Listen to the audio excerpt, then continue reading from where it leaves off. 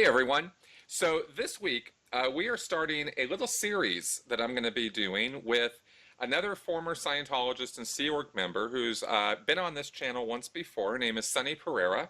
She was a highly trained case supervisor and auditor in Scientology. So she actually had more training when it came to how to do Scientology counseling or auditing and how to administer Scientology processes and procedures on people than I did.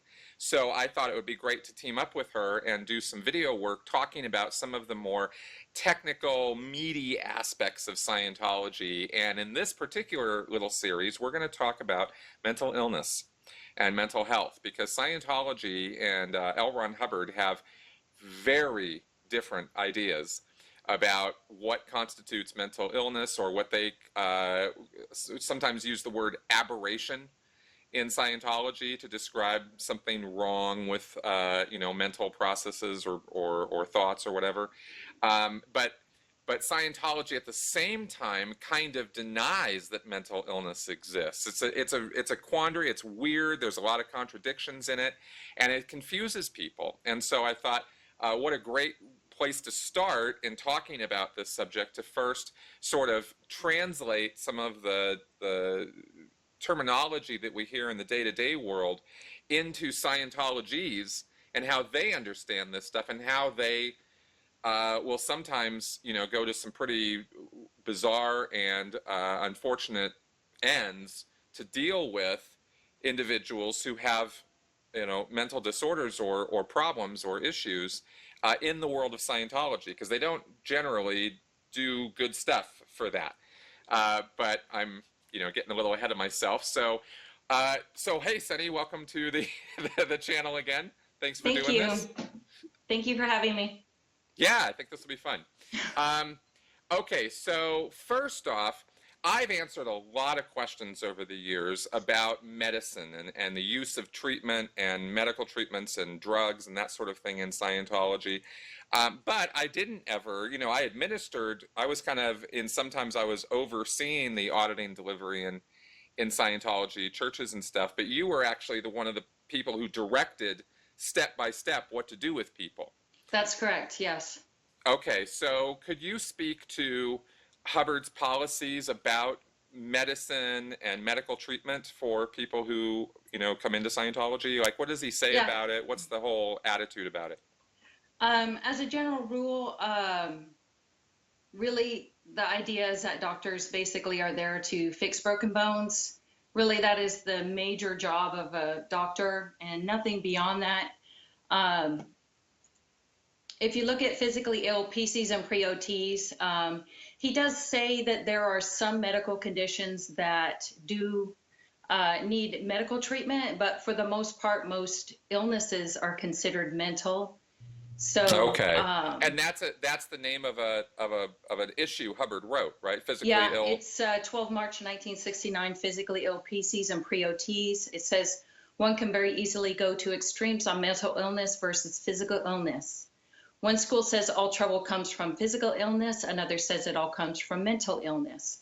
So this issue, which it goes on for several pages, is explaining how, as the case supervisor, which is the job that I had, which was basically overseeing counseling, I have to decide if this person needs counseling sessions or if they need medical help. And when you say medical help, it's not like send them to a doctor and trust them to a doctor. In my early years before I was doing the counseling and the case supervisor functions, I was a medical officer, and what that meant is I was in charge of the medical for the staff, and at that time it was for a celebrity center. So if you had a person who had a medical condition, like, hey, their fever is 107, which has happened to me, that person is rushed to the hospital, but I have to be right behind them, because that person goes into the hospital and immediately tells the doctors and nurses that I have the say-so on what treatment or what medicine they can get. And I have to have all this stuff in my head. So when I was the medical officer, I had two things that I had to study up on. One was the physician's desk reference, and the second one was this thing that I had sent you a copy of. You said there's later versions of it, but it's from this underground I think it's called The Underground Railroad, and it's a book about psychiatry. It's that little red pamphlet picture that I sent you one time. Those are Yeah. the two things that we would use to determine if a drug was okay or not. Right. And because, you know, a lot of drugs have come out on the market that Hubbard never mentions in his bulletins. You know, they're later. Right. So we have to decide which ones are okay and which ones aren't. So for the most part, let's say somebody has a fever of 107, they have to go in there and they say, well, he's got an infection. Well, what are you going to give him for that infection? Well, he's saying that he's nauseated, so we need to give him a medicine to stop the nausea. No, you cannot give him that medicine. You cannot give him You would say anti-nausea that medicine. back. Absolutely. And on the what reason, basis? Yeah. Why would you say that? because the medicine, and I can't remember the name of it, maybe I'll have to find it, but the medicine that they use for nausea is also used in the field of psychiatry or psychiatry for something.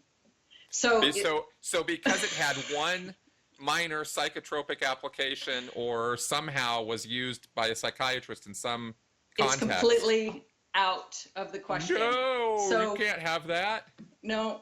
So you can give them saline if they're dehydrated, and you can give them antibiotics if they have a bacterial infection. You know, oh, if it's a viral infection, maybe some vitamin shots. That's about Wow. it. Wow. So what about like aspirin, Tylenol, you know, stuff like that? Yeah, let's get into that. The reason they are absolutely not allowed under any circumstances. The reason for that is because Hubbard believes that painkillers block your memories. If you have a pain in your hand and you block it with a drug, you're not going to get the proper counseling sessions to address that pain in the hand because you didn't feel it. So all pain medications are out of there. They're completely not acceptable. I snuck around a few times when I had a toothache and I took an Advil and I got so high off of one Advil. Oh, I was man. like, wow, this is what no pain feels like. It was amazing. Yeah. Well, I'll tell you, I remember very clearly the very first time I took an aspirin, and it was a bold move. And I remember thinking, okay, well, fuck it, I'm just going to do it, you know? Yeah. And this was after I had met or known a Scientologist. So I was still a Scientologist, but I was not, this is after I left the Sea Org. The whole time it was that in that, you know, year period where before I, you know, got declared. So I never, the whole time I was in the Sea Org, did not take aspirins, Tylenols, at least not that I remember. I don't remember ever taking that. You just tough it out.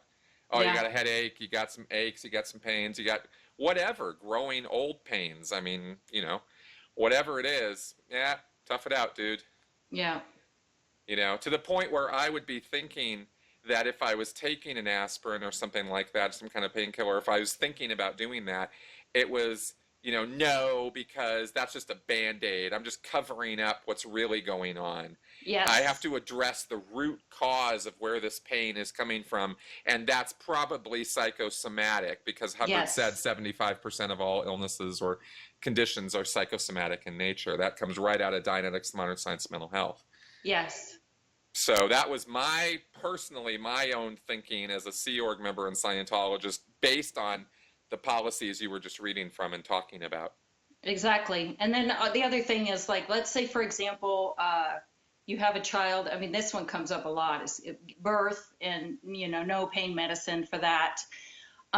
If they give in and take the pain medicine, even an Advil, they have to redo their drug handlings. You're going to be sent back to do the purification rundown all the way back up. That's right. That's right. Oh, yeah. Well, very quickly, we'll just kind of run through this. I have discussed this in other videos talking about the Scientology's Bridge to Total Freedom, or its grade chart. But there are, when you refer to drug handlings, in case anybody hasn't seen that video, and I'll link to it below in the description, but there are 3 or 4 different places on the Scientology steps to total freedom where you directly deal with having taken drugs at some point in your past, alcohol, drugs, narcotics, anything, any kind of substance. The purification rundown is that sweat out program where they spend 5 hours a day in the sauna. But then there are 3 steps which are audited handlings, counseling steps, to look at and address times you've taken drugs. For myself personally, I've done the drug handlings, but I never had any drugs. So it was odd to try to. Right. Yeah, I feel all right, I guess. Right. Well, yeah, I hadn't taken any drugs either. The very first thing one of the first things I did was that purification rundown. I was only on it for 5 days because I had no drug history of any kind whatsoever. So detoxing my body in a sauna was kind of, what am I detoxing? Yeah. And Yeah. And it was pretty similar with the rest of the drug handlings. I didn't do the OT, high level one, but I did the other 2, and they were pretty non-eventful, Right. things for me. But everybody has to do them. Yes, they are required. Yes. Okay, well, let's try to summate this thing with the medicines and drugs and stuff. What do you think what's the overall, based on what we just went over, what's the attitude about drugs or medicines in Scientology? I mean, when you first come in to an org, you'll get an interview on an e-meter. You get hooked up to an e-meter, and they're going to ask you, as part of the questions, which drugs you've taken and which ones you're taking currently.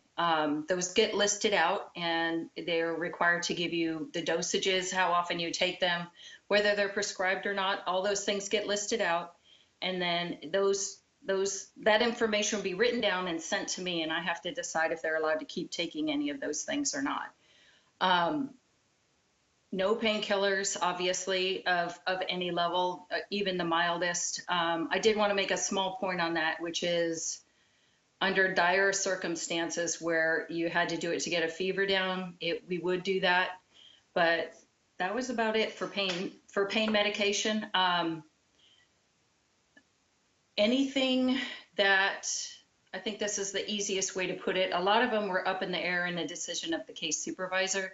But any of them that have to do with if a psychiatrist uses it for any reason whatsoever, it is completely not allowed in Scientology, no matter what. It doesn't matter if they use it for X condition and you're using it for an actual physical condition. That doesn't matter at all. And that's where you get the seizure medicine. The reason why it's not okay is because it is a neurological, it addresses a neurological system, and that's why it's not allowed. Anything that is a drug addressed towards the brain or the neurological system is completely not allowed. Right. This is why Tori Magoo talks about how she was epileptic and she couldn't be taking her epilepsy medication, and she had to fight hard in order to get that through, not you personally, but the case supervisor. Oh yeah, I would butt heads with her on that, and I never dealt with her, but I would have said no. I mean, you have to find another way. You are making yourself an illegal PC by continuing to take your medication, and if you ever want to get back on the grade chart and make it to spiritual freedom, you have to find a way around needing that medication. Because you will not be allowed to have it. That's and because, epilepsy medicine, I mean, is taken long term. That long term aspect, you can have a mild, this was the rules when I was in, and these things change as they get interpreted differently. But you could have a mild medication like Valium. If you took Valium for a couple of weeks or something, you're not going to be an illegal PC. But if you have taken it for an extended period of time, like you regularly take Valium for years, you're an illegal PC and you will not be able to get any auditing at all. Exactly. I was going to clarify illegal PC being a PC is a term we've used that a few times here in the video. It's a term in Scientology for a person who's receiving Scientology counseling. It stands for pre-clear, a person who has not yet achieved the state of clear. And it's a general catch-all term in Scientology for anybody who's basically getting auditing. at any level. I mean, you can talk about a pre-OT after a person has achieved the state of clear, but that's just being a little technical. Yeah. Everybody says pre-clear or PC. And now, to be clear, you mentioned a little earlier, the only training you had was reading the physician's desk reference and some small red book about psychiatric medications. It's a red pamphlet. I sent you a picture of it a while back. Yeah. It's I think it's called Psychiatry. I think that's the Okay. name of it, and it came out of some small group in San Francisco. That's all I remembered about it. And that was And the extent of your training on this topic. yes, everything. Yes.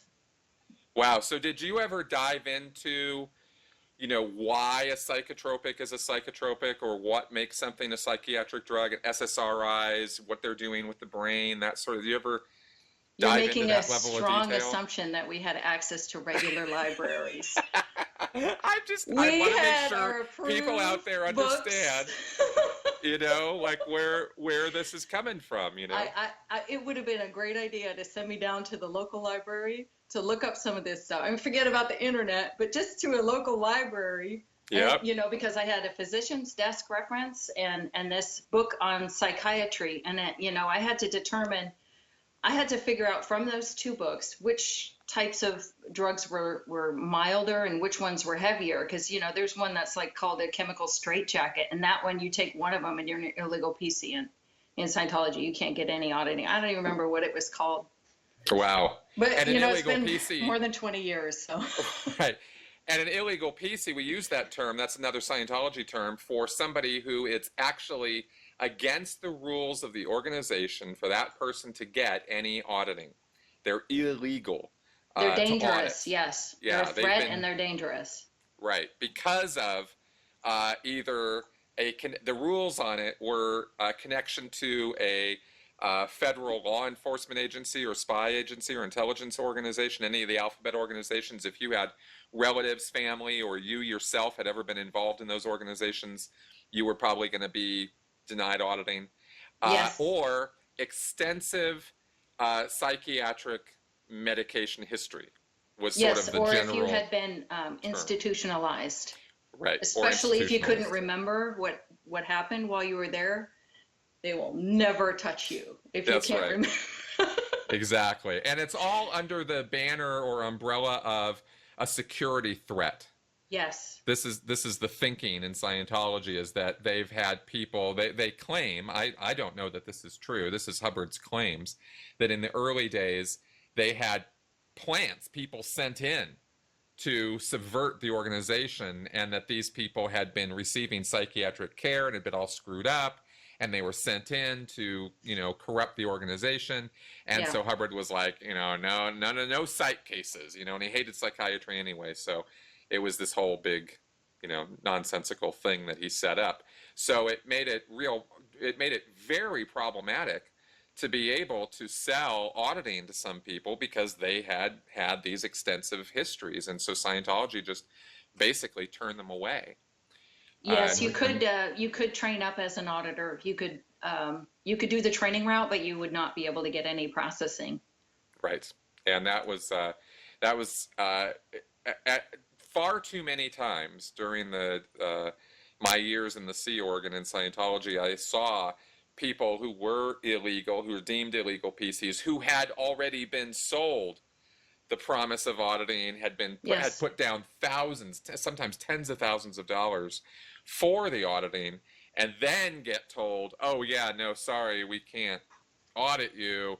And then the guy's like, well, what am I supposed to do with all this money I just gave you? And then the answer comes, oh, well, you can train, you can Or buy donate it. books, you can donate the money to a good cause, Scientology, right? Anything but give the money back to the guy. That was absolutely not on the table.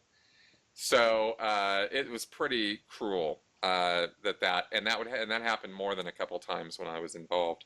There was an incident, I've mentioned it a few times online, where a guy named Godeka went into the CC Portland org and went in and shot 5 staff members and set fire to the reception area.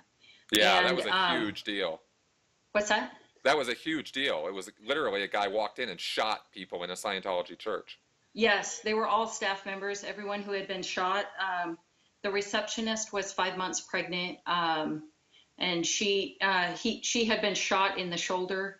But when he walked in the door, the receptionist was on the phone with somebody. So this person on the phone overheard everything that was going on.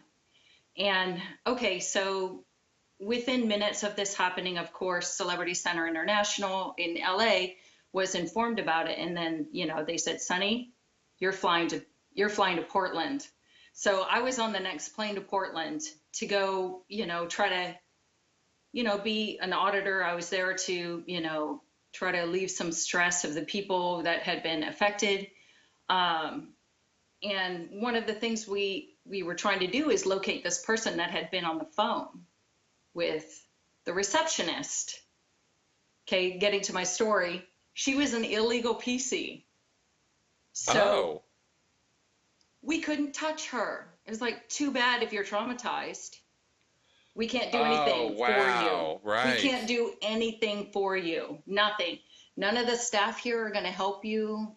And you got to say it politely, but I kind of tried to question it. I was like, can we give her some locationals or walks or, some vitamin injections? Some light level stuff, anything?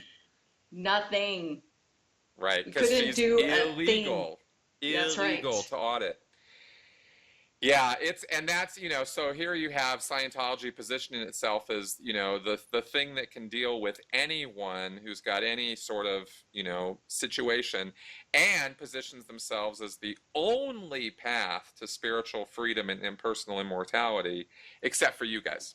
Yeah, block all y'all off. Yeah, and these are not people who are attacking the church, who are critical of the church. These are people who are coming in and putting down thousands of dollars for services, and then, nope, denied because of this paranoia about psychiatry. Exactly. And the people making the decisions don't even understand what the psychotropics that these people, have taken in the past. They don't even understand what it is that those psychotropics have or haven't done to the person. It's just this arbitrary rule. Yes. Nope. So I wanted to make all that perfectly clear in that description there. And the epilepsy medication falls into that category, which is why it's not allowed. A lot of, if you're taking medicine for blood pressure, that case supervisor is going to read up everything they can about blood pressure medication before they're going to say yes or no. But they're going to lean towards, we got to get these people off of everything. I mean, you want them to have a free and open mind. You want them to have no, maximum pain in the body.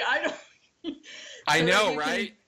So that it's like we didn't really think about it that way, but that is the effect of what we were doing. Was we weren't thinking, I want this person to be in maximum amounts of pain.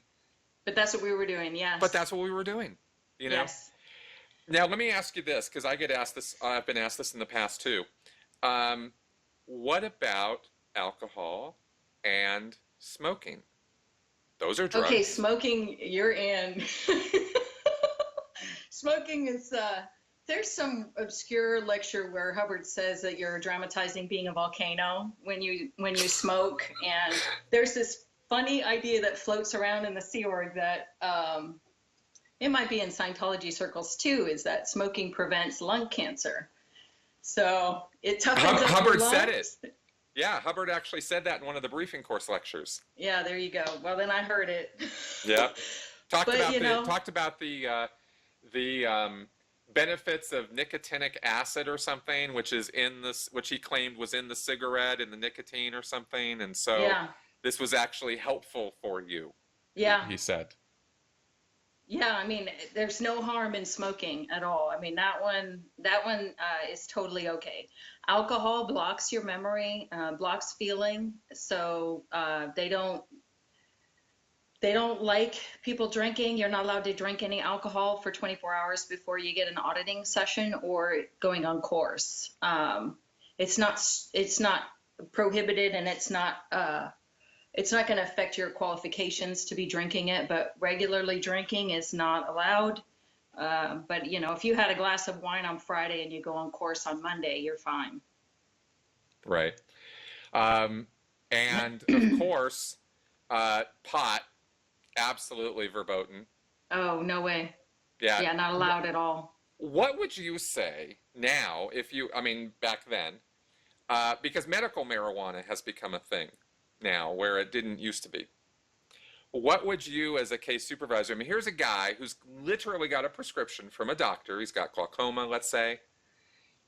He's taking, medical marijuana to treat or deal with the glaucoma. This is a valid situation. This happens all over, in places where people can get medical marijuana. What would you, as a case supervisor, direct that person to do, and how would you have said that? Oh, I would have just straight up said, no, you need to come off of it. If you want to go up the bridge, you have to come off of it. And then you get these situations where the case supervisor has, I mean, in Hubbard's special way, the case supervisor has the well-being of the person in their mind. In Hubbard's way, and you're made to believe that the best thing is, no drugs for this person, no medicine, no nothing. So yeah, it wouldn't be allowed. And then you would have, if you had somebody who was well off, here you go, the reg is banging down your door. Nobody can come and talk to the case supervisor. I'm in an ivory tower. I'm off on my own. But they try to hound me down the hallways and try to talk me into doing something to get this guy. This guy has a lot of money and we need to get him onto something. And he's refusing to stop that medication. I'm like, I don't know what to tell you. He can't be on it. It's just absolutely not allowed. It doesn't. A prescription from a doctor means nothing in Scientology. It has zero value. It doesn't mean anything. Right, and just this really because speaks. This really speaks to the attitude. I'm glad you just said that. I really wanted to get right to the heart of that. The attitude in Scientology is that they know better than anybody outside of Scientology as to what to do with somebody. Absolutely. And another thing I wanted to say, which you may need to help me translate, you're helping me translate some of this stuff. So. Yeah, absolutely. Sometimes you'll get a person who, it's the opposite side of handling medical conditions, which doesn't come up often, but sometimes you get somebody and they seem to be okay. They're not on any drugs or medicine or anything. You put them into the purification rundown objectives and you're trying to move this person up the auditing grade chart. And for some reason, they're not moving forward. They're stuck. And you've done everything on the technical side that you can think of to try to fix things. And this guy is just bogged down. The case supervisor will send him for a full medical checkup to find. And when that happens, he's not allowed to come back until he finds a medical condition. So now he's not allowed to have auditing until they prove that he's sick. Wow. I had forgotten all about that aspect of it, but yeah, that's right. It's a no-gain case.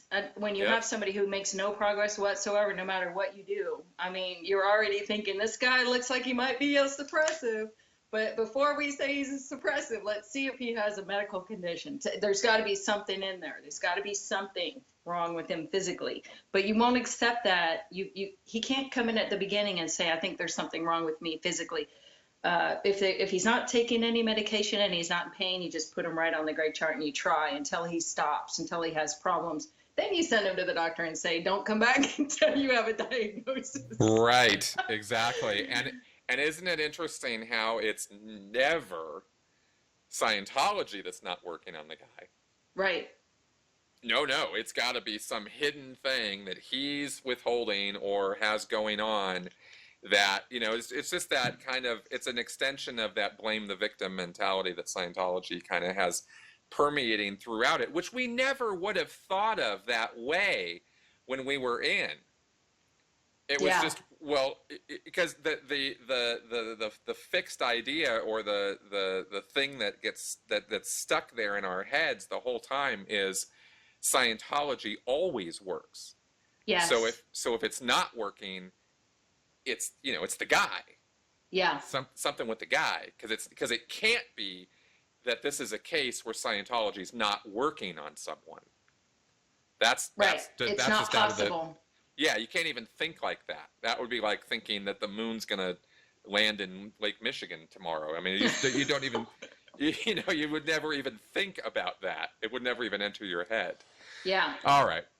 Well, let's now that we've kind of covered some general stuff, let's go ahead and get into some of these specific. What I thought we would do is, you know, when we were setting up on this, you had this wonderful idea of going through the mental health disorders, some of the more common ones, and we would talk about how Scientology would actually try to deal with those things, or what Scientology's explanations for these things would be, because they really are not down with a chemical imbalance in your brain. They ridicule that whole idea.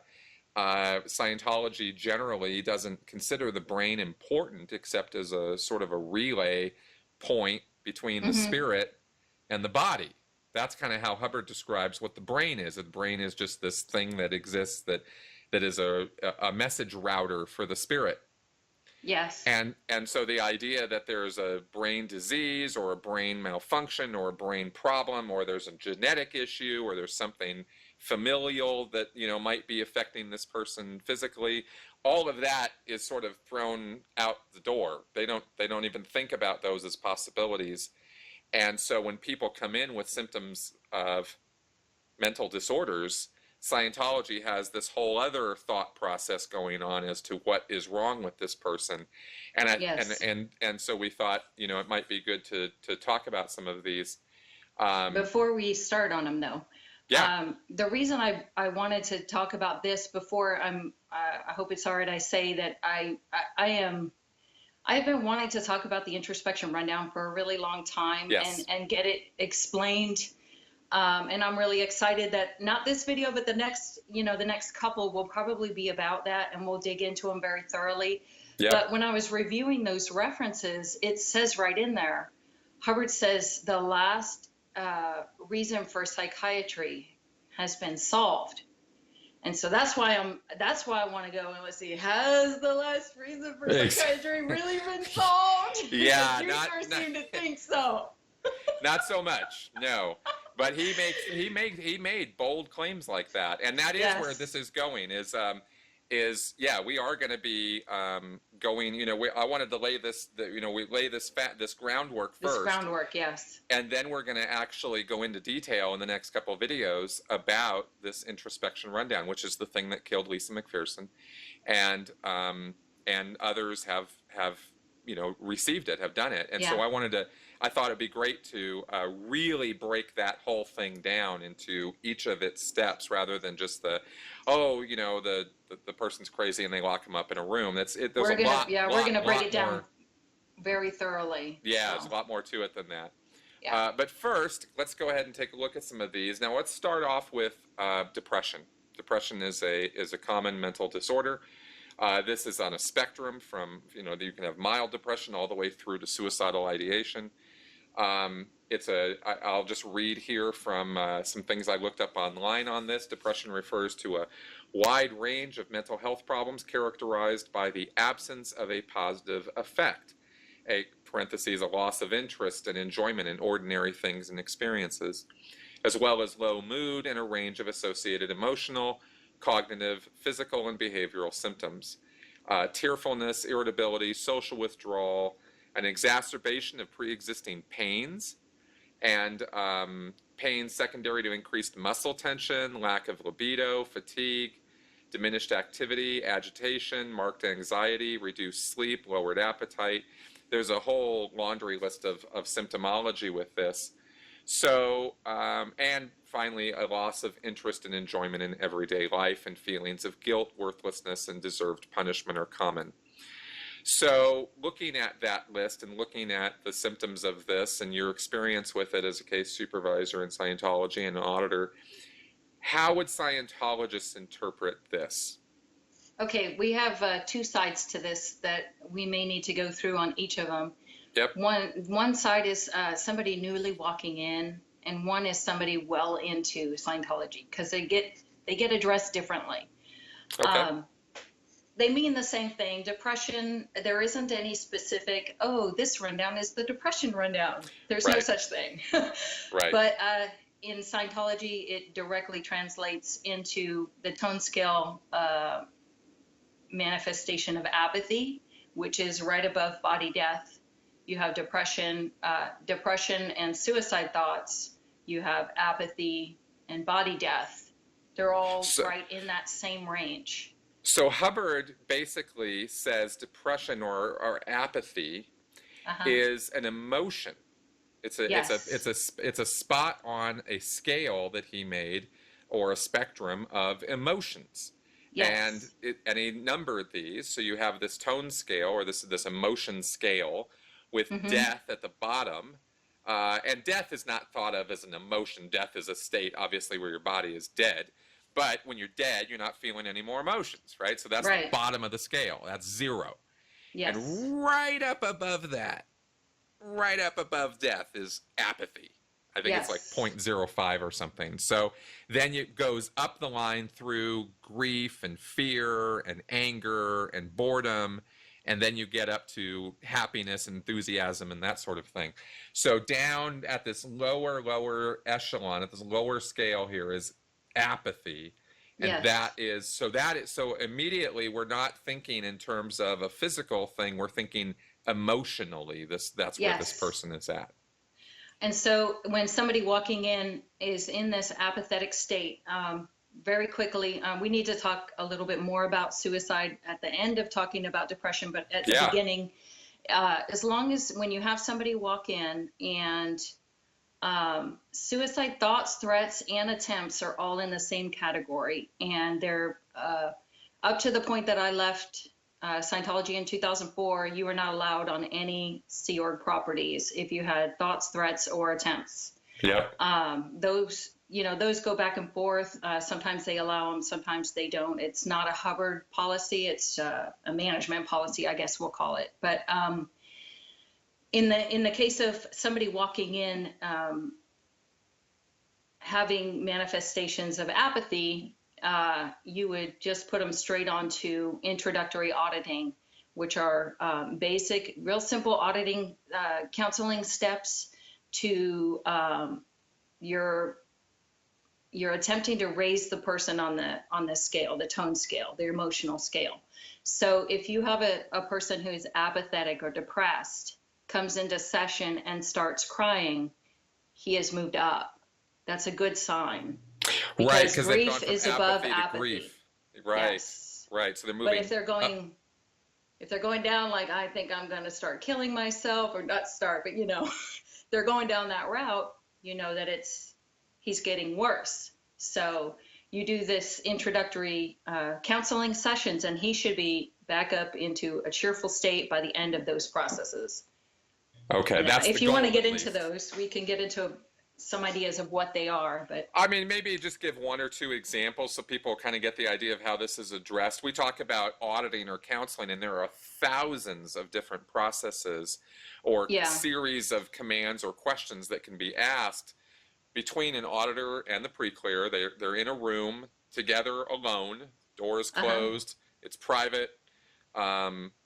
Many times it's videoed or recorded in some fashion, but not always.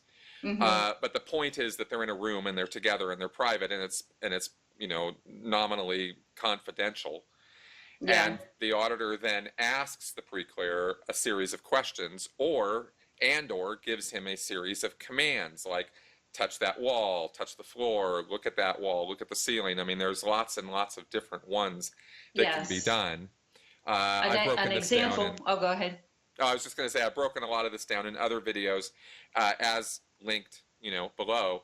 Okay. But for the purpose of this video here, we'll just give a couple examples of how you might direct that this be addressed.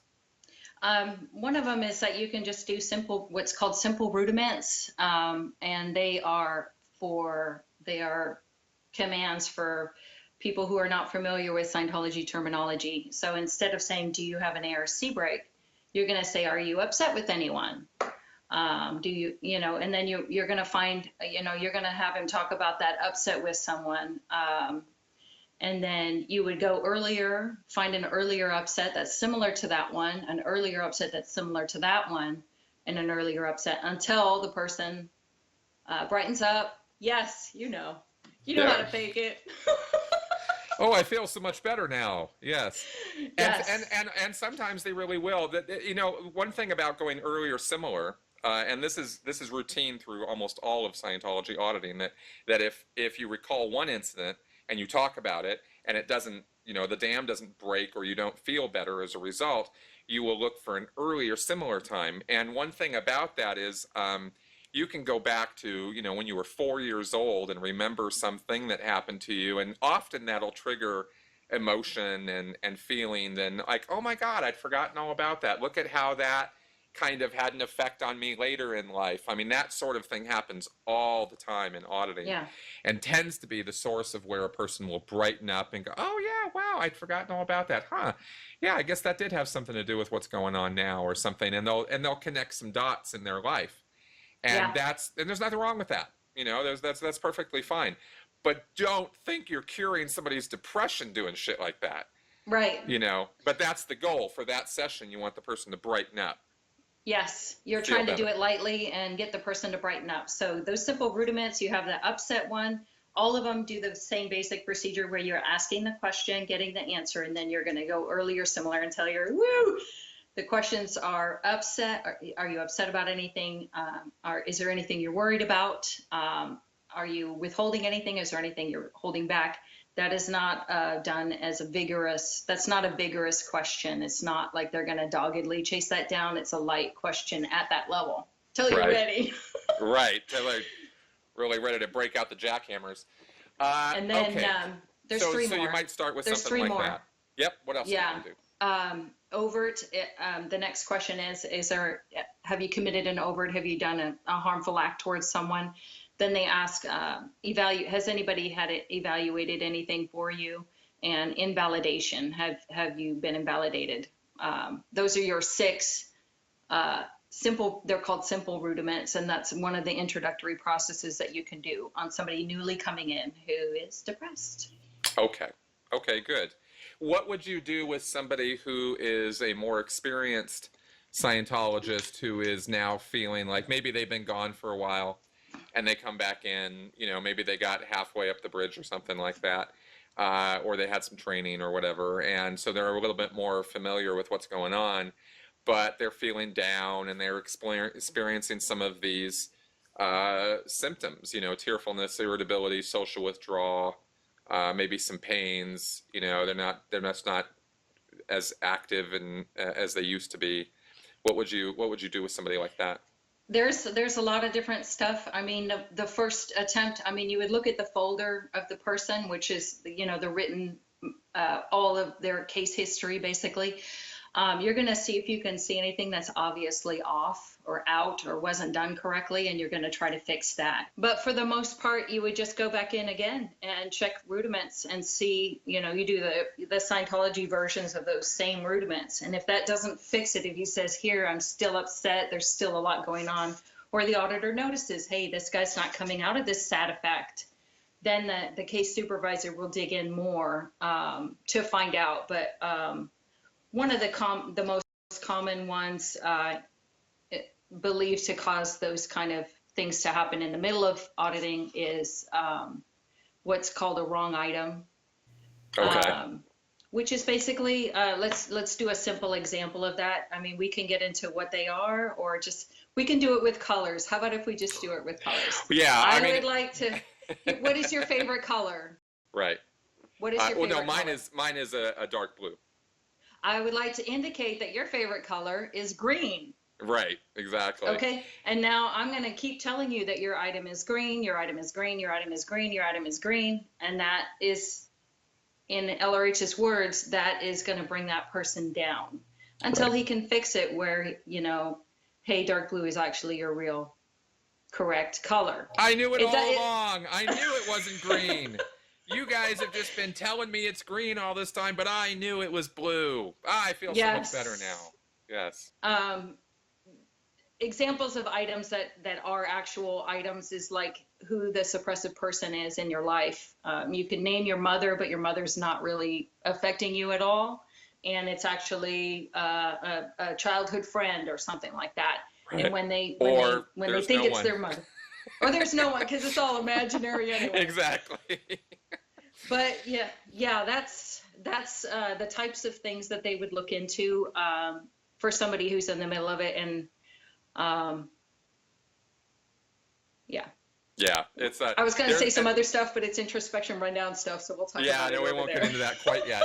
We'll get down and dirty on that, but we'll do that in another video. Basically the idea being that somebody comes in depressed and it is just an emotional problem, and we're just going to deal with it by finding some incident or series of incidents that happened to you in the past, which have obviously caused this to re-stimulate or come into being. And if we address those incidents, then the depression should go away. And the real the real problem with this is that, of course, it's not that easy to deal with or resolve. And so the person then is burdened further with the idea that this has been handled in Scientology, and yet deep down inside they're still feeling this way. And so they will then be stuck in this sort of situation of, well, I'm not supposed to be feeling this way. I shouldn't feel this way. It's bad to feel this way. And yet I feel this way. And so now you're just piling denial on top of depression. Exactly. And that's really the end result of that. Or the guy doesn't deny it and keeps saying, yeah, I still feel like shit, still feel like shit, still feel like shit.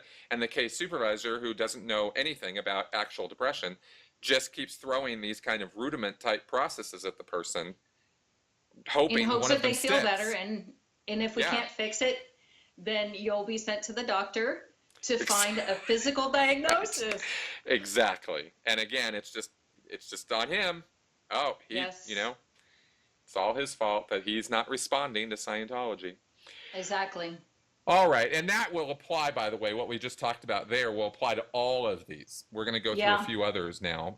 Anxiety, okay? Can we, before we do that, I just want to make a comment on suicide. Yes. It's not a small comment, though. I don't know if you've covered this in your videos or not, but suicide is a very specific manifestation in Scientology. It is an effort to make someone else wrong. It is what's called a service facsimile. It's an idea in your mind that you use to make yourself right and others wrong. Yep. It is something you use to dominate other people and escape domination. It is a selfish act and is treated as such. It's not anything else. I mean, somebody kills himself, it's like, well, I mean, do you remember what did Hubbard say when his son killed himself? What did he say? Oh God, it was his comment is a perfect something example. Like, what has he done to me now? Or so, it was something directly back at, like, oh, he struck back at me or something. I mean, it was something like that, Yeah, it's Hubbard believes that his son is trying to make him wrong by killing himself. Right. That's right. And that's how suicide threats are viewed also, is you're being selfish. There's some, this is all about you. You're trying to get attention on you.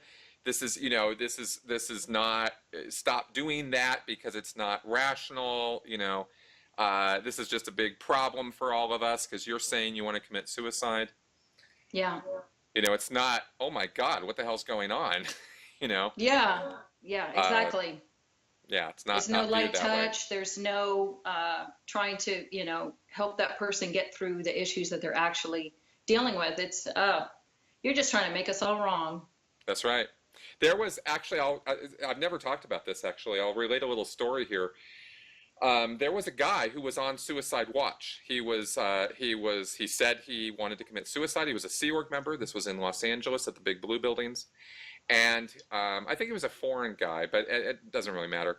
And he said, yeah, I want to kill myself. So when somebody does that, who's a Sea Org member, they will put them under watch. They will have another person just be with that person all day, every day, right? Even at night. They'll sleep in the same room, sort of thing, yes. 24/7. And but they're not just sitting around. This guy was made to do work. Right, he was doing what they call messed work or hard physical labor. because the idea is that if you're suicidal, that will, one, direct your attention out of your head and into the real world where it should be, according to Scientology, and will at least distract from the suicidal thoughts. So this guy was on suicide watch, and this person who was relating this whole story to us was named Hanzuli Stali. He was the RTC. Oh, I know him. Yes, Yeah. I know who he is. He was the RTC representative at the PAC base at the Big Blue buildings at the time. And he was telling us this story about how he had gone and seen this guy and had said to him, or no, he was suggesting we do this. He was like, these suicide guys, fuck these guys. You know, this guy's not going to commit suicide. And he goes, you know what you should do with this guy?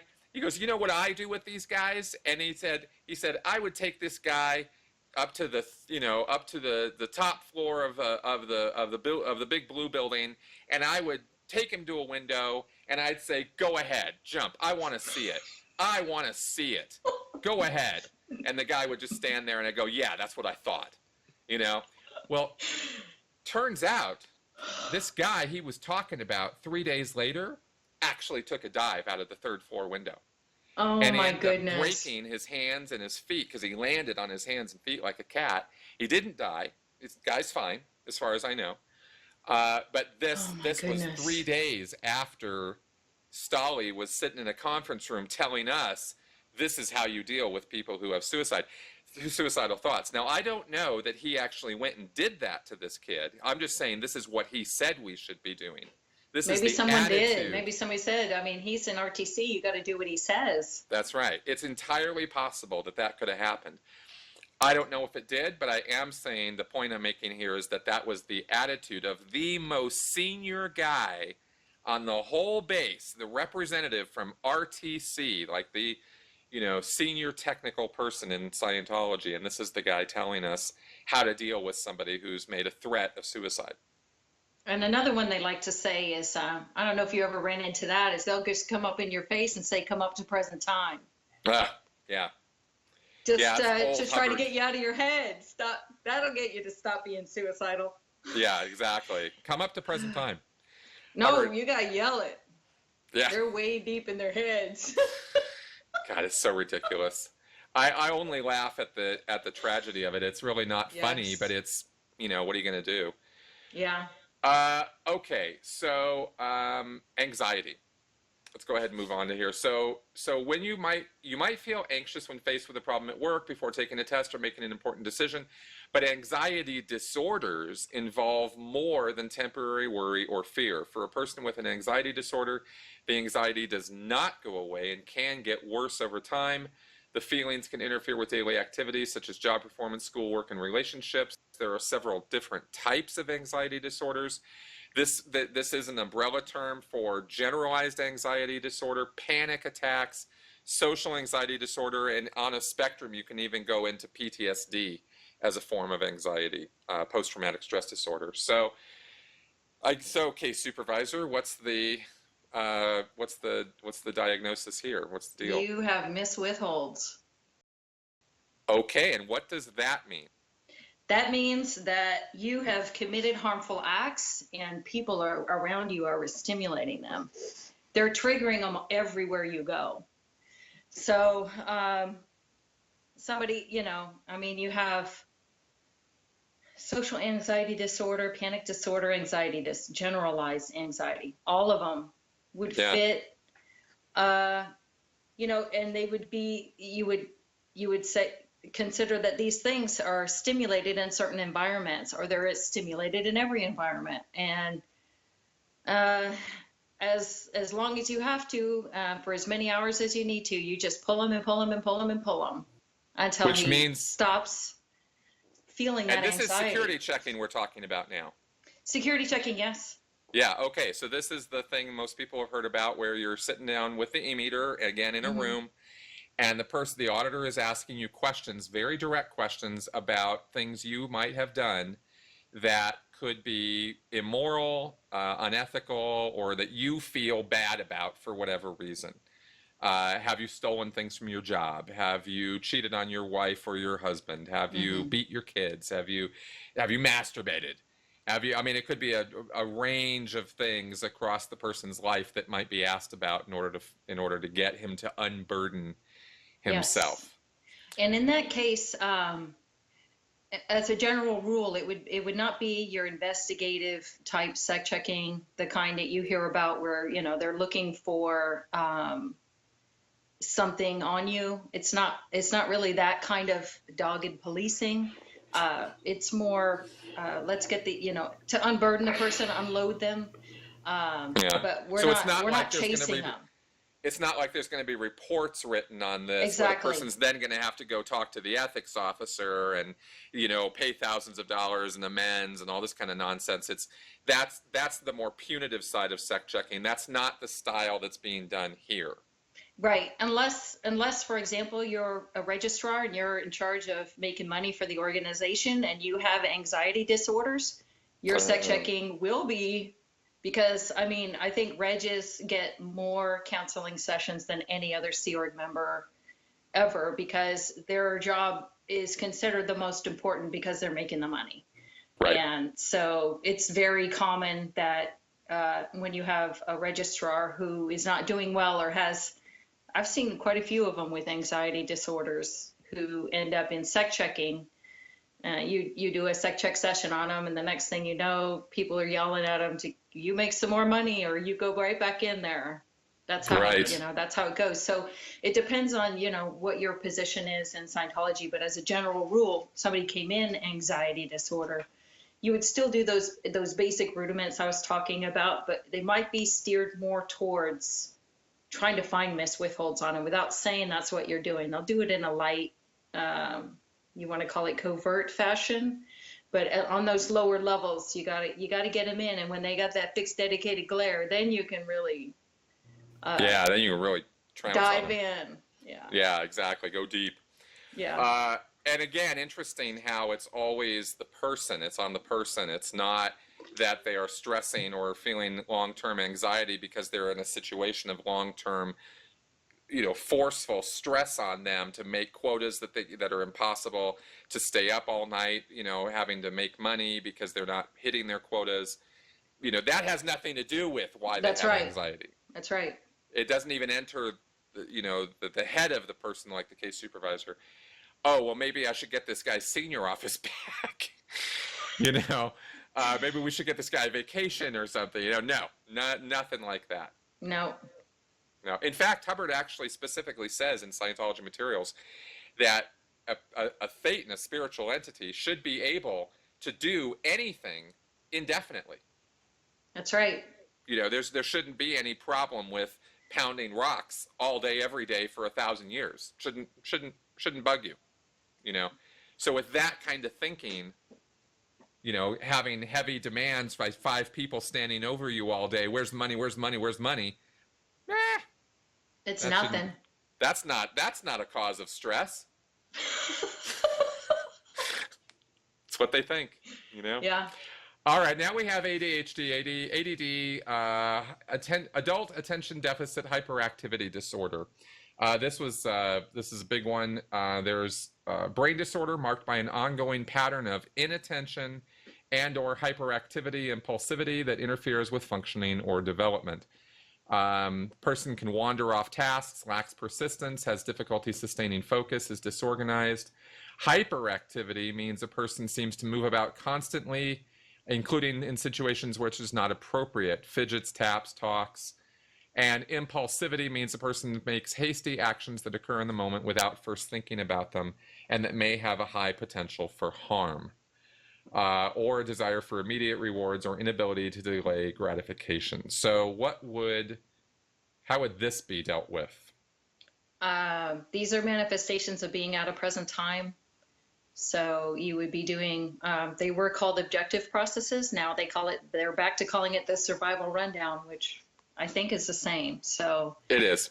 you're going to have them Look at that wall. Walk over to that wall. Thank you. Touch that wall. Thank you. Turn around. You can yell at ashtrays. You can give me that hand for 25 hours. Thank you. Give me that hand. Thank you. Give me that hand. Thank you. Give me that hand. Until you, yeah. Yeah, literally sitting in a chair, facing another person, facing the auditor in a private room. Give me that hand. Thank you. Yes. Give me that hand. And the guy, the pre-clear, is sitting here giving him his hand. Here's my hand. Here's my hand. For 25 straight hours. And that's Yes. supposed to get you extroverted, not introverted. That's right. I'd be a blithering mess after something like that. But I hated that kind of auditing. Yeah, a lot of times during those processes, there's a lot of heavy protest that goes on, and the auditors are required, the counselors are required to use physical force to continue getting the commands executed if they have to. So their pre-clear cannot protest, or I mean, they can do whatever they want, but no matter what they do, it will be ignored. That is how objective processes are run. And anything you might say or do is a reaction, meaning you're moving through the process. Doesn't matter what it is. You could start a fire in the room and making progress. Exactly. Hubbard says, what turns it on will turn it off. So if you're in the auditing session and your whole shoulder starts hurting, or you're starting to freak out, or you're starting to feel anxiety, you're starting to have a panic attack, you're starting to, whatever it could be, you black out, you fall asleep, whatever the manifestation is, keep doing the process, because what turned it on will turn it off. That's right. That's one of the 3 guiding rules of auditing. The other one is, one of the other ones being, the way out is the way through, right? You got to keep persisting.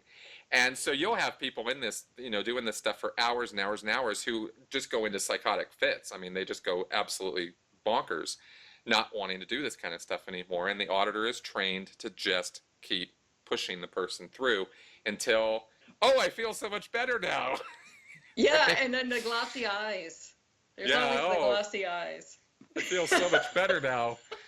I tell you, after 25 hours of that, that's how you're going to feel. You're going to feel like you've gone a little nuts. Yes, a lot of them end up that way. So that's so that's okay. So that would be the handling for ADHD. Okay, a lot of objective processes, and then then we go bipolar personality disorder, manic depressive illness, brain disorder, causes unusual shifts in mood, energy, activity levels, and the ability to carry out day-to-day tasks. Now, there's 4 basic types of bipolar. But they all include clear changes in mood, energy, and activity levels from extremely up to down or hopeless, and anything in between.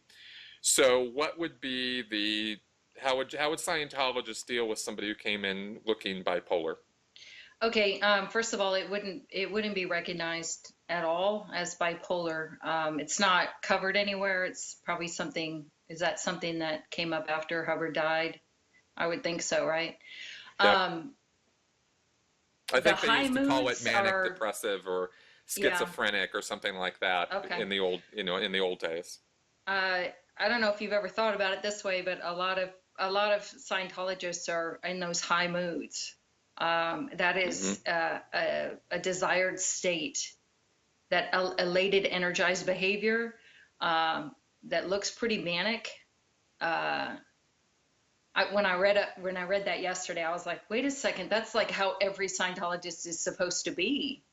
I mean, that's a good thing. That's right. And then when you're on the downs, those would fit under the depression, where you're apathetic and, you get processes to deal with that apathy.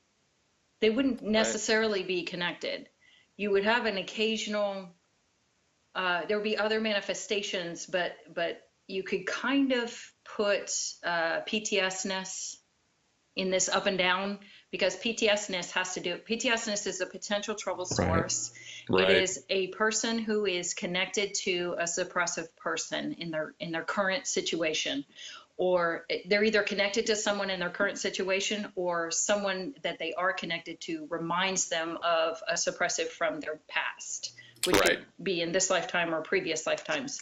But a bipolar, the closest thing you would have is somebody who is connected to a suppressive person, and you would deal with it that way. Exactly. Okay, good.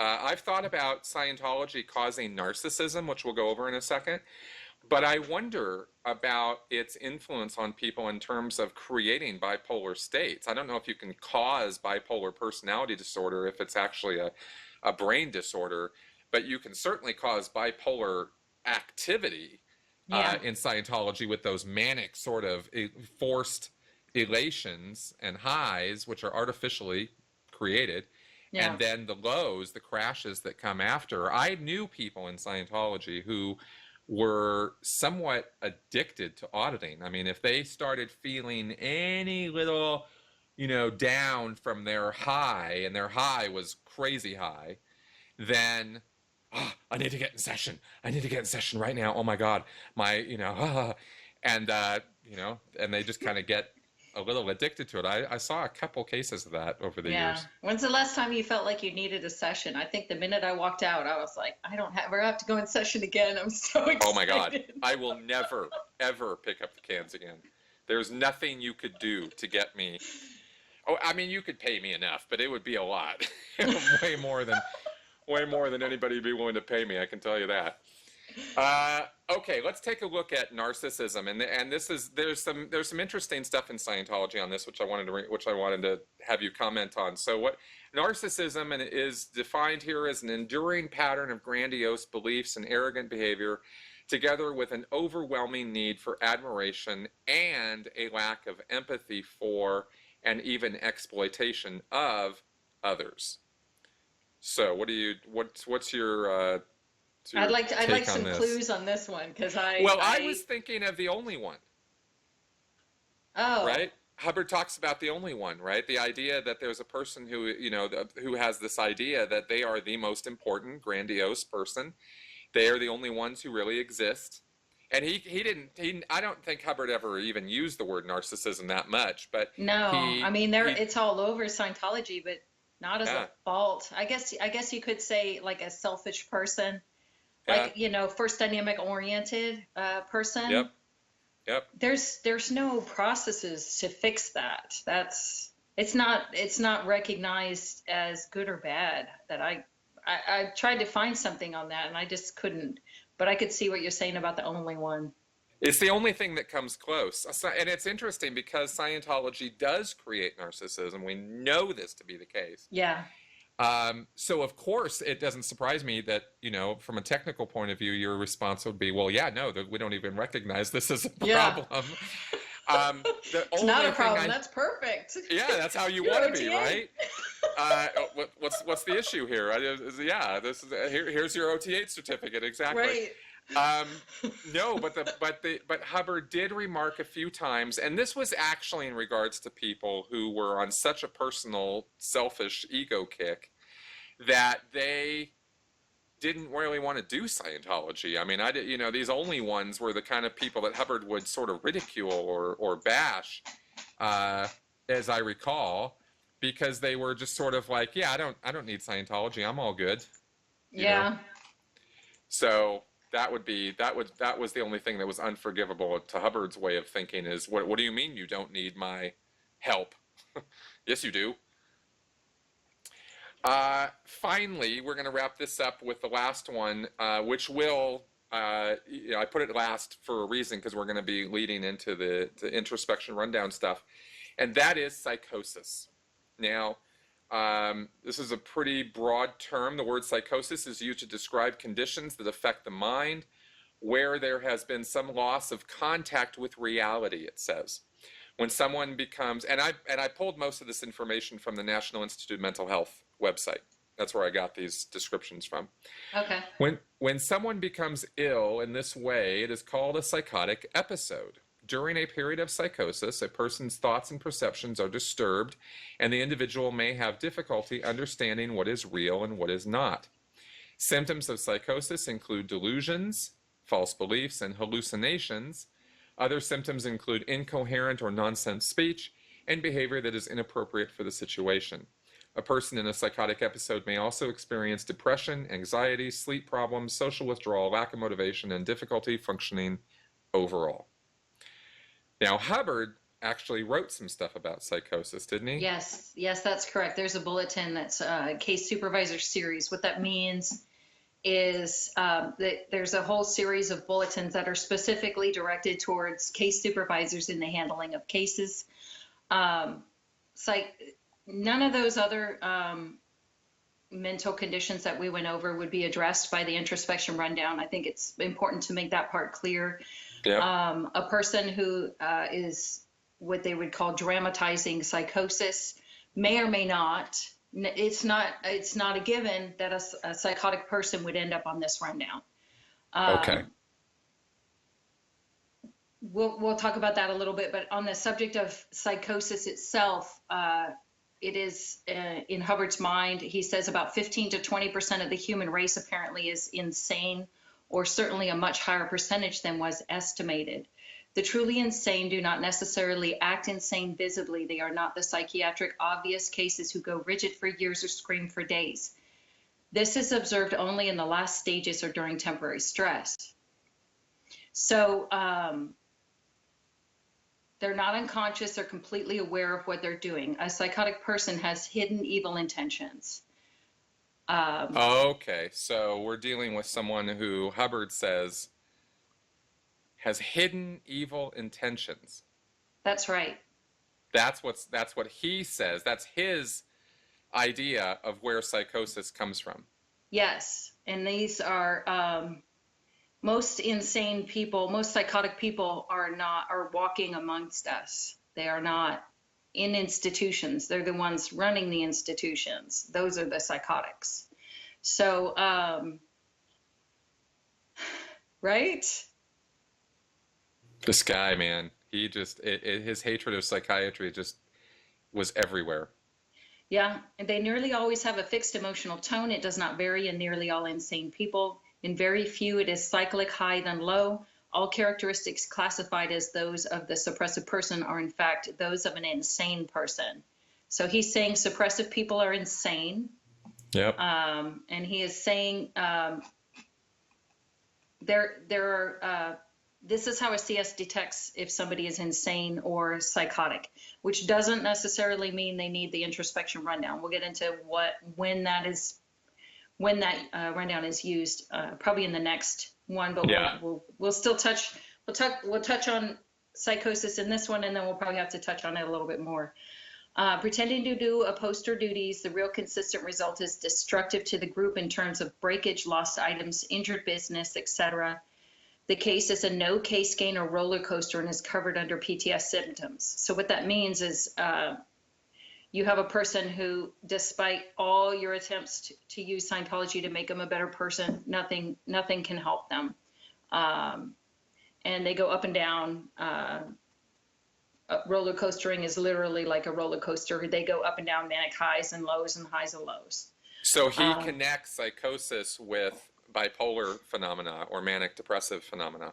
Yeah. He says these two things are basically the same. Mm-hmm.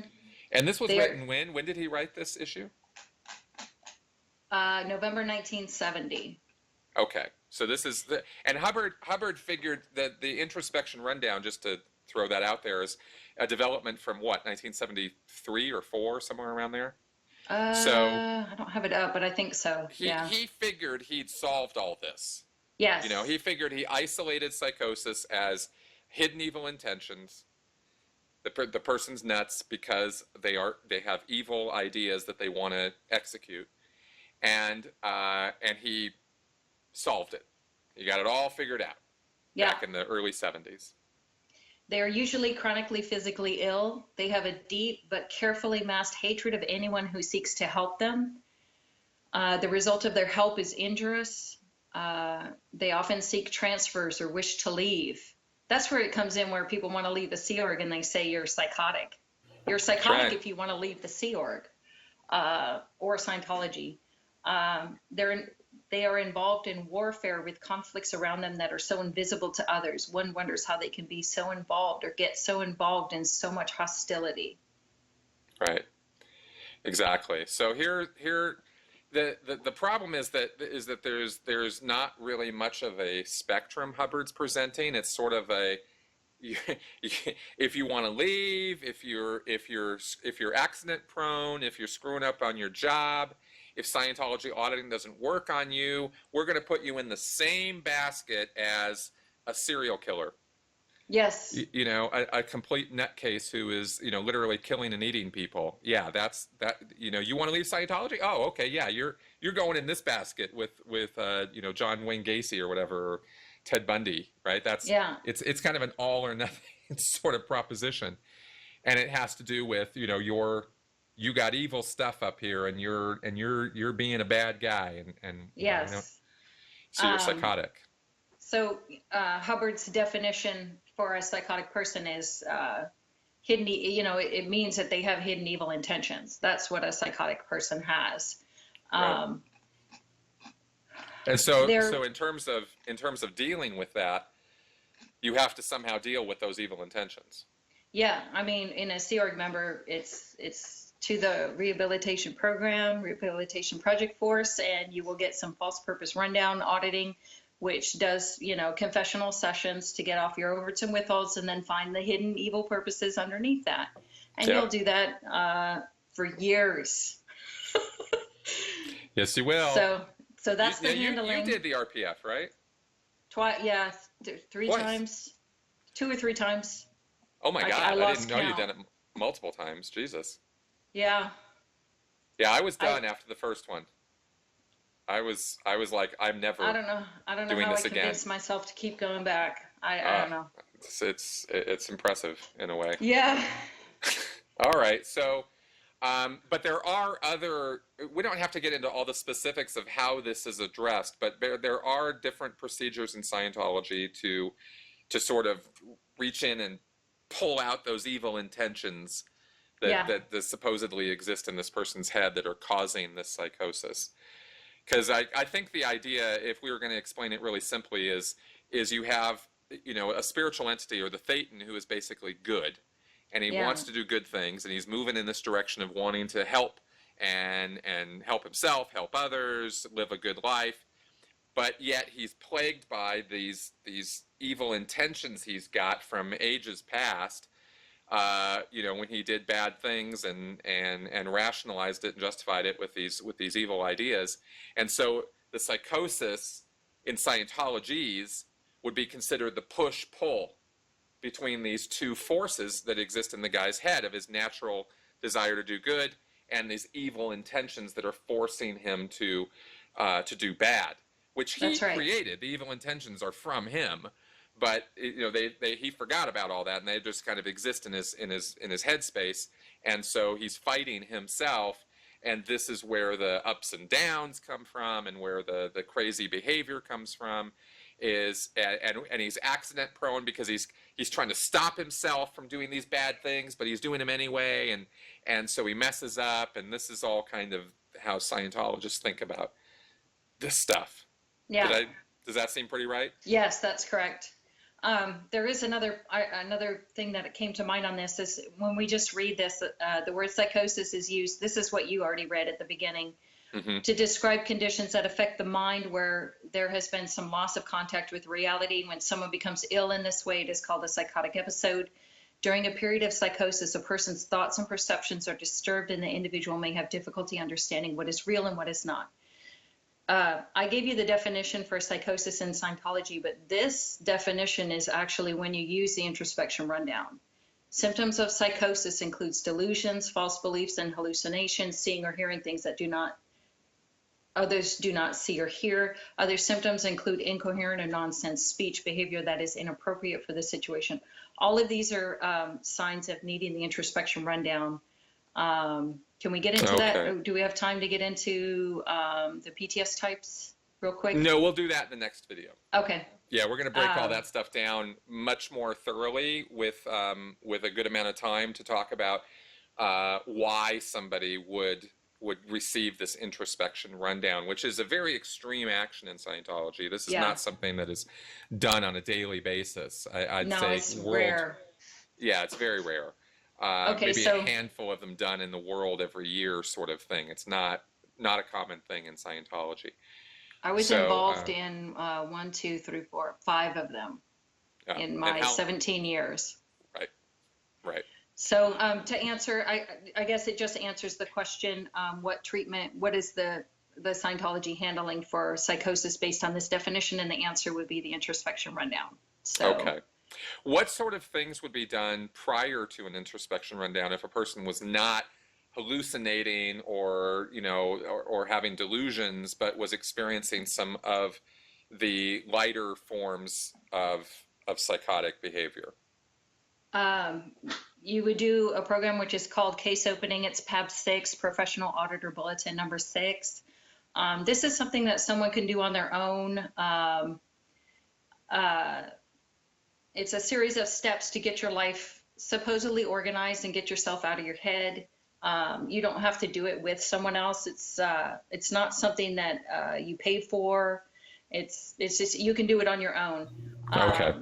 This this little thing that happened in Tennessee where those guys got arrested for locking those people up, that's probably what they were trying to do. It doesn't have anything to do with locking people up, but it has a series of steps of what they would be doing to what you call destimulate, which means,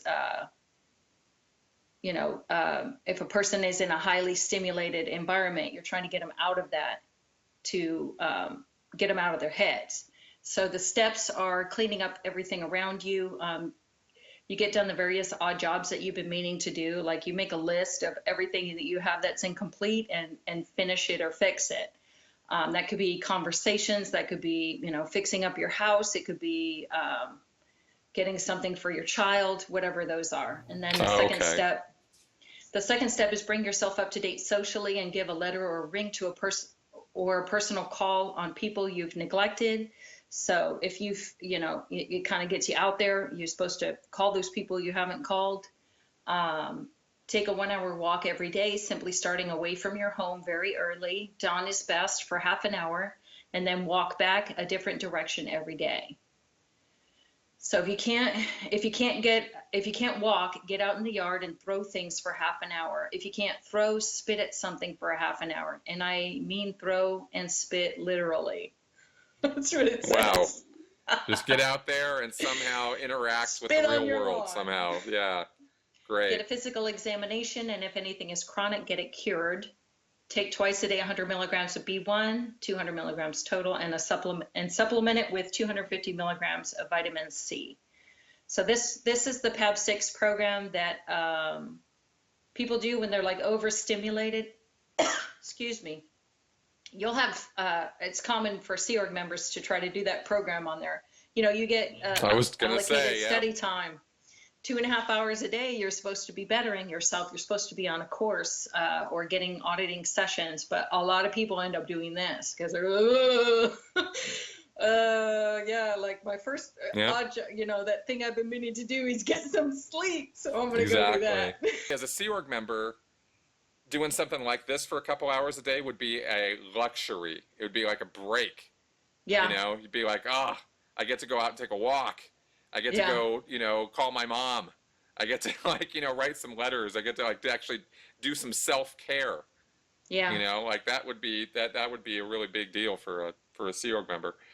And I saw plenty of Scientologists who were doing these PAB 6 handlings if they just were getting anxious, getting their life was not ordered. They were getting anxious about how much money they were spending on Scientology. Yeah. That sort of thing. Let's do a PAB 6. It'll just take a few days. You'll feel a lot better. That's how. But everyone knows what it is. It's so common. Yep. Very common. That you get overstimulated. It's like I got to grab that PAB 6 and get going on it. It's very, very common. Anybody who has been in Scientology has probably heard of it. It's not by its title. We go by PAB. We call it PAB 6. The title of it is Case Opening. Right. And it's from the 50s, right? Yeah, I think so. Let me see. And I think originally it was for auditors, 1953, July. It was originally addressed to auditors who were doing sessions on people so much that they would get overstimulated themselves, and this was a way to get them out of it if there was no auditors nearby to help them.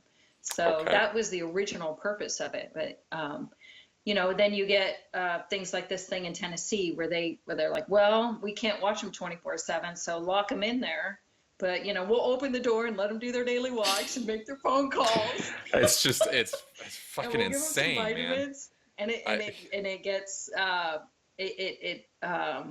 snowballs. It starts as a case as a PAB6, and it snowballs into this thing where you're like, this is illegal. You get to that, Yeah, it gets nuts. It yeah. gets nuts. Because Scientologists are very controlling people. Yeah. And they have this idea from Hubbard that, that the only way to get in control of yourself is to be controlled to this degree, to this ultra degree, and then somehow you'll be able to take control of yourself in your own life. Right. But first you have to get flat on being controlled.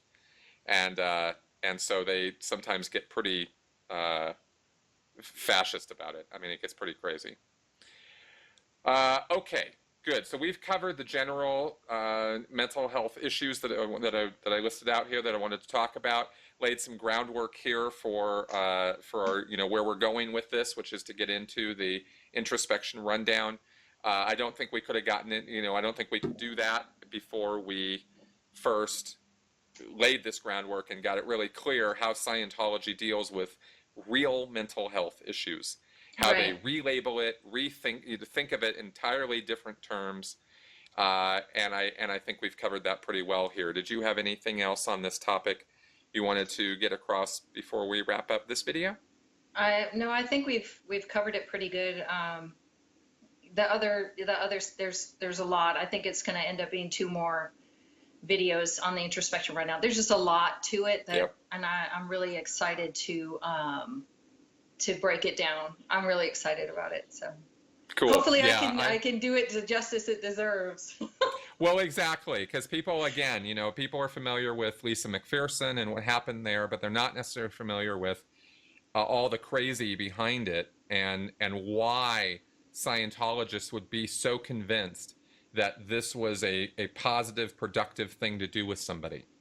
And I think we've laid some of the groundwork for why they think that, because they think about this stuff in wholly different terms from the rest of the world.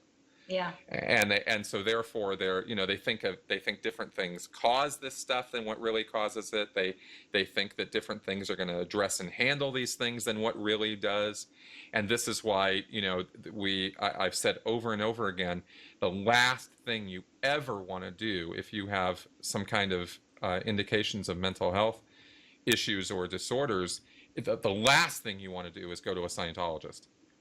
And I think what we've talked about in this video makes it clear why. Yeah. So, okay, good. I'm glad.